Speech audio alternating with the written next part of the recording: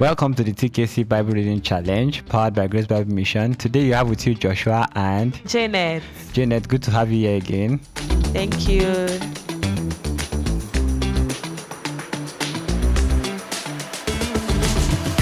All right, so in the last episode, or yesterday, right, we started Hosea. And God told that guy to marry a promiscuous woman. Goma, yeah. So God told him to marry a promiscuous woman, and he did. He obeyed. And today we have quite a number of chapters. Plenty. 3 to 9. That's like 5 chapters. Is it 5? 3, 4, 5, That's 6, 7, 8, 9. That's 7 chapters. Yes. 3, 4, 5, 6, 7, 8, 9. Oh, yes. 7 chapters. Okay, so Janet, quickly run us through. Okay. So in chapter 3, we can see that Hosea went back to, like, the wife ran out of the house. Okay. So God told him to go back and pick her.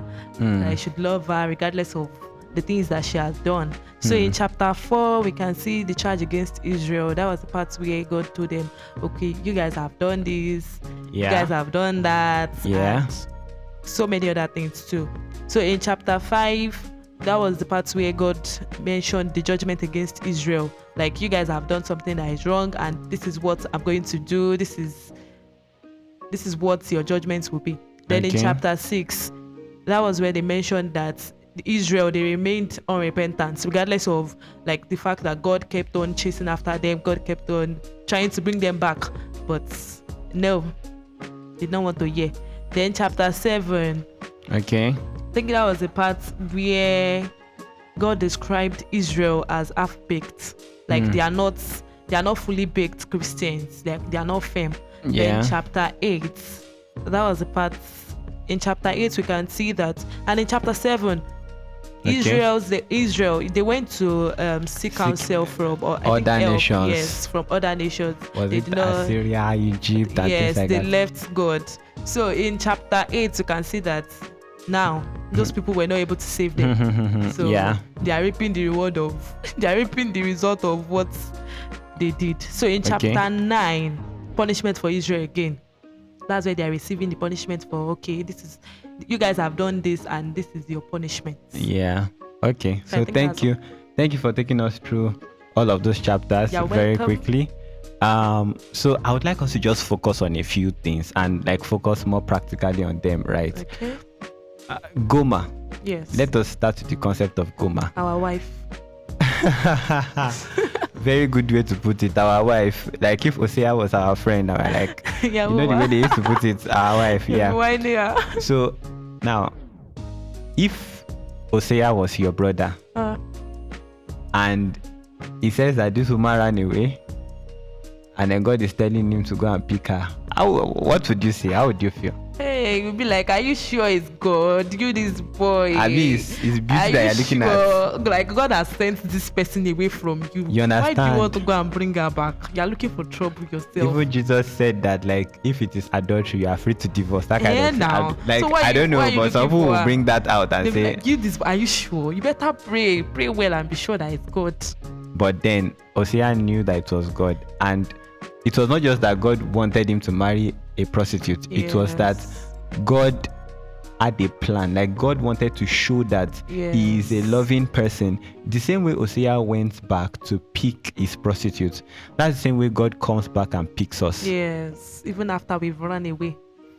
There are some times in my life that I have been so disappointed in myself that, like, I don't know, there are some things that you do that you just be like, I did this, that kind of thing. I don't mess up. And sometimes the annoying part about it is that it's not just like a moment of I did this once. Like, it's a moment of I did this. This is the third time that I'm doing this thing. Do you understand what I'm saying? And then, like, it's just a warm feeling that we know that even though God is angry, like, God is annoyed at the people of Israel, like he showed in chapter 2, God still sent Hosea to go and pick up went back to look for them.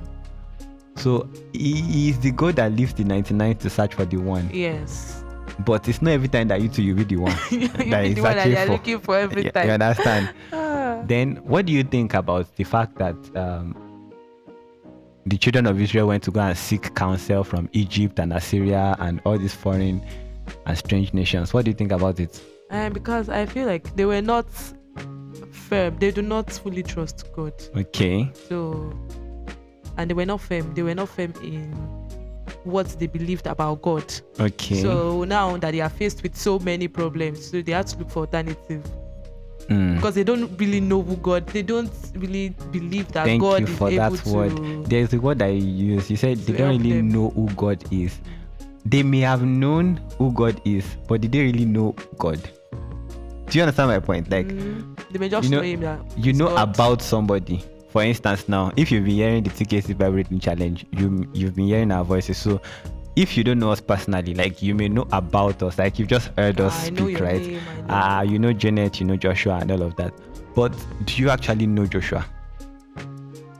Like, that's a question that goes deeper than just an intellectual knowing that Joshua exists, right? Yes. And I think the Israelites at this point, they had gotten to a point that they intellectually knew that God existed, but they did not believe.